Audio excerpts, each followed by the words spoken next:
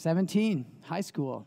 That's me. The first speaker talking about stereotypes back then. I fit right into that mold. My dad, he had the plan for me, go to university, get a job, be successful. And I kind of bought into that.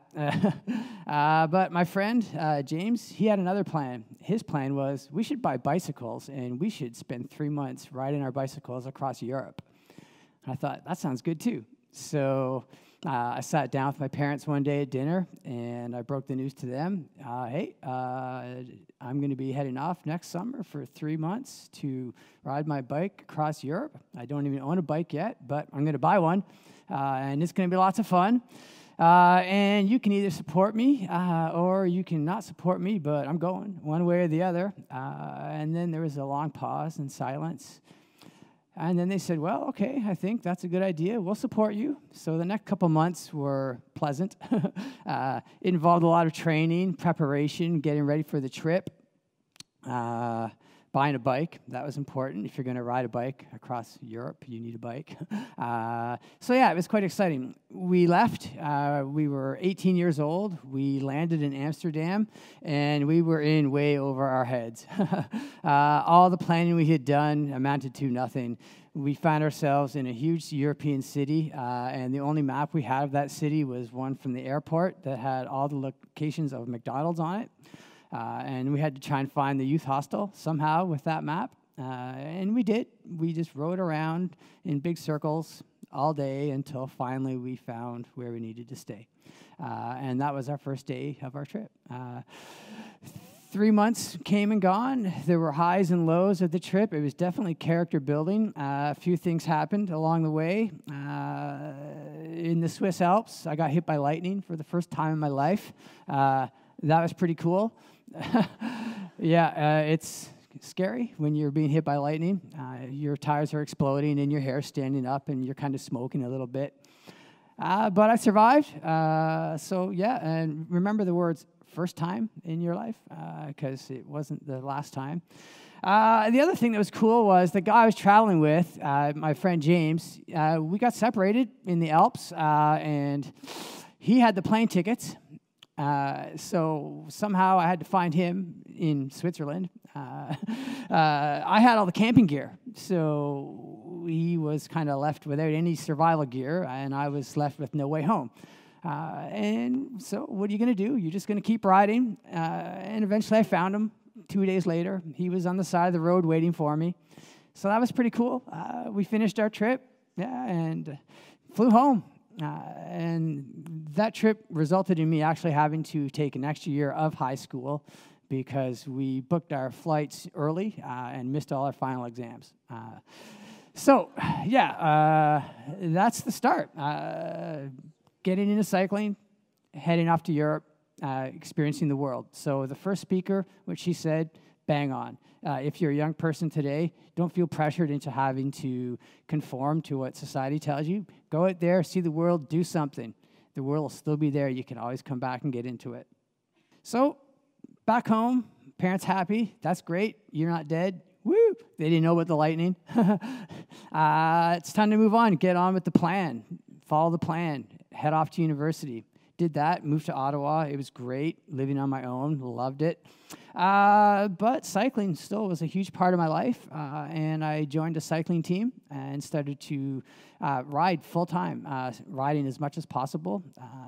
And I quickly progressed up through the different sort of categories, I guess you could say, until I was riding with the national team and competing in events all around the eastern seaboard, so Quebec, the United States, Ontario, a lot of big events. There's one event in Quebec. It's pretty much one of the biggest events in Canada, and I rode that. And that was great. And the more I started to ride, the more I started to realize, hey, the plan is not for me. And so university started to drop this way, and riding started to go this way, with a real focus on trying to make the national team so that I could go to the Olympics. So that involved a lot of traveling, going to different events, and training, lots of training. You can't really train in Ottawa in the winter on your bike. It's not that great. It's really cold, even though I did still ride. So off to Florida we go for our training camp, and it went really well. Unfortunately, when I got back from the training camp, after the first race of the season, my appendix ruptured, and that was that. I rode my bike to the emergency room, because that's what you do. They couldn't believe it, and I asked them, where do I put my seat? And then I was done. So in terms of racing, that pretty much spelled the end of that aspect of my life, because I missed all the qualifiers, and it took me quite a long time to recover from that. But luckily, at the same time as all that was happening, rock climbing came into my life. A friend that I was living with in Ottawa, he was starting to get into climbing, and I saw a sign up at the university for climbing. So I took an outdoor climbing course, and that was it. That was the next big thing for me. I loved climbing. I loved it, I loved it, I loved it. And I loved it because it let you travel cheaply, as you'll see, in all over the world, tons of different places that you might not ever go, because why would you go there? There's nothing there except climbing. So climbing became the next big focus for me in my life. Cycling started to fall by the wayside, and climbing completely took over and consumed me.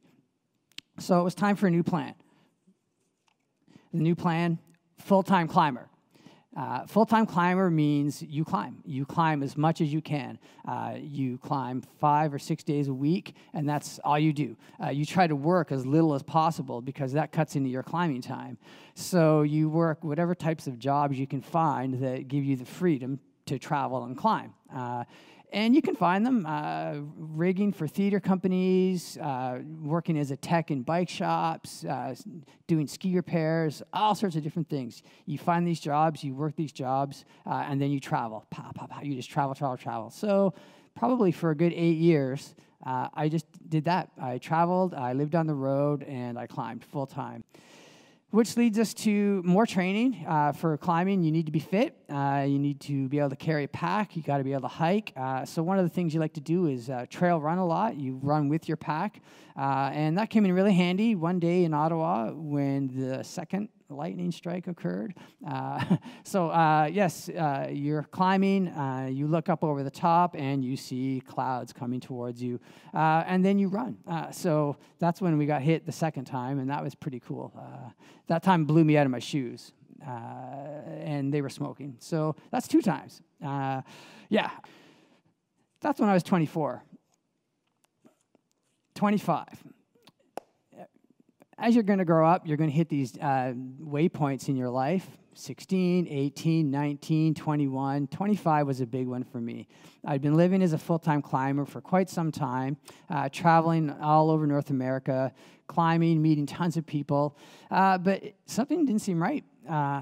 It just didn't seem like things were happening. As great as it all sounds, traveling and living on radishes, something wasn't right. So I did what I like to call a cleansing of myself. I sold everything I owned. And the only things that I owned fit in my backpack. And I hitchhiked across the country to Vancouver to compete in the Canadian National Championships. We do actually have a climbing championships. People don't know it, but they exist. So I traveled out west to compete in the nationals. And that was a great experience. I met all sorts of climbers. It was my first time on the West Coast climbing, and it was really nice out there. And I used it as an opportunity to just, I don't know, reinvent myself, just explore and find out more about who I am. I met tons of great people. I saw lots of neat things. I ate tons of really tasty food. They have really good carrots out there, and the ramen noodles. A couple of things happened. I met a girl who was from England. She was kind of on the lam, to be quite honest. She had helped a lot of animals escape from a facility and was wanted. So she came to Canada to get away from that. We traveled a lot. She really opened my eyes to a lot of things, so that was pretty neat. We hitchhiked all around Vancouver Island together. We went to Clayoquot Sound. A lot of the young people here probably have never heard of that, but I was there. There was huge protests, giant, huge old-growth trees being cut down, massive devastation. I didn't think that was cool, so I was there, and I participated in that quite heavily. And then I headed south, and I ended up in an abandoned campground in Oregon that was closed for the season. There was one other camper there. I never really had any conversations with her. She was a little bit insane. She had multiple conversations with other people, but I never saw the other person she was talking to. And then I realized there was no other person. And she had a tent, and she had newspapers, and that was all she had. That was it. So she camped over there, and I camped over here, and we kind of just kept our distance. And I was there for about a week, just on the beach, watching her, doing a lot of meditation and introspective looking, and I kind of realized, wow, this is crazy. I've chosen to be here, and she has no choice. She has nothing, and I could have lots of things, but I actually have chosen to have nothing.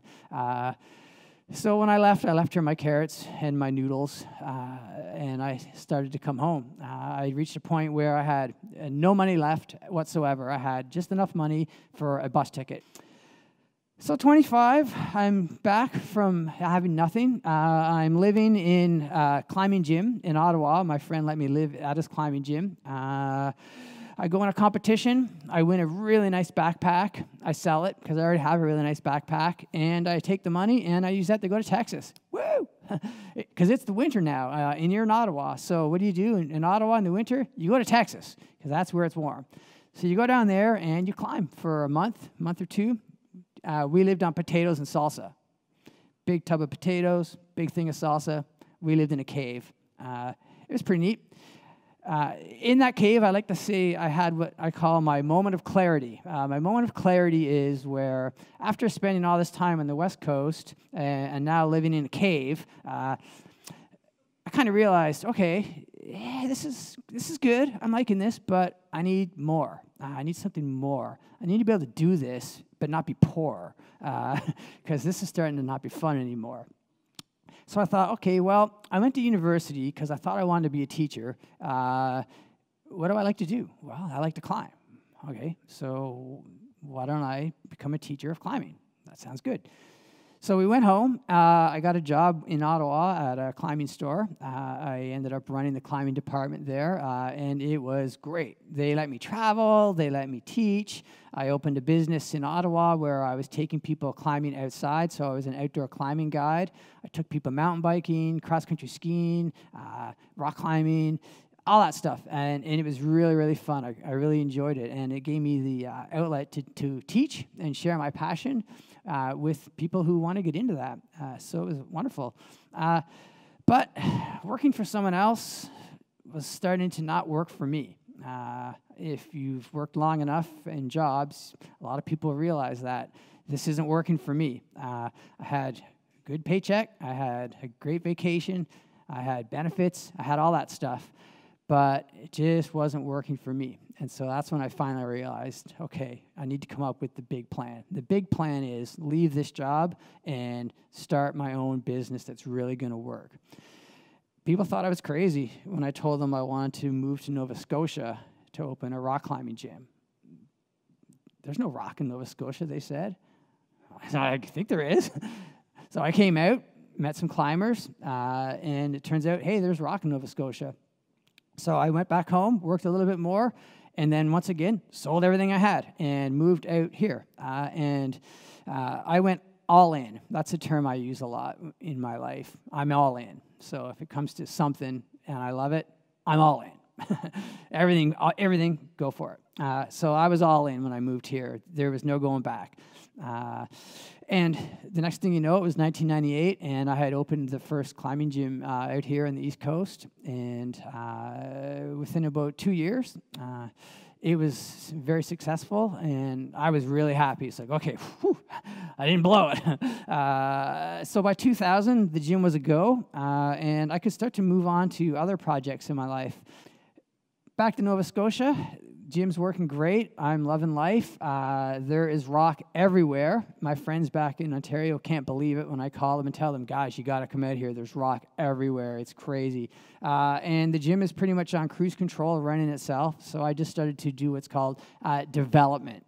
Development is when you find areas that haven't really been climbed in and you develop them. And so a few things that I did, I found an island just off the coast of Peggy's Cove that no one had ever climbed on, and I started to develop that. And within about a year, it turned into a global climbing destination. People from all over the world heard the news about this island, and people started flying in from Germany, everywhere to climb on this island. And it's crazy. We host a festival there now that brings at least 100 people every year onto the island, and it could bring 5 times that. We just limit the numbers because we don't want to destroy the island. So we turn people away constantly for this festival. It is amazing. It's called Dover Island. If you ever want to go check it out, just go out there. You can sea kayak, paddle over, camp. You'll love it. We developed a thing called bouldering. If you've never climbed before, some people climb on huge cliffs. Some people climb on little boulders. Bouldering is really popular here in Nova Scotia. Drive out to Peggy's Cove. What do you see? Boulders everywhere. We climb on them. They're great. It's all granite. Climbers love granite. You can really bite your fingers into it. And there's thousands of boulders scattered through the woods all around Nova Scotia. So we started to develop that and bring people in to do that. And I can't tell you how many people have moved to Nova Scotia now just for the rocks. Yeah. The next big turning point in my life, climbing-wise, was the discovery of a cliff up in Cape Breton that is called the Cape Clear Look-Off. If anyone's from Margaree here, you'll know what I'm talking about. If you're not, the Cape Clear Look-Off is a 800-foot cliff that drops down into the Margaree Valley. You drive on a logging road until you see a sign that says, "Warning, dangerous drop-off," and then you stop. Don't drive any further. You get out, you walk about 10 feet, straight down. No one had ever climbed there, so we started to explore that, develop that.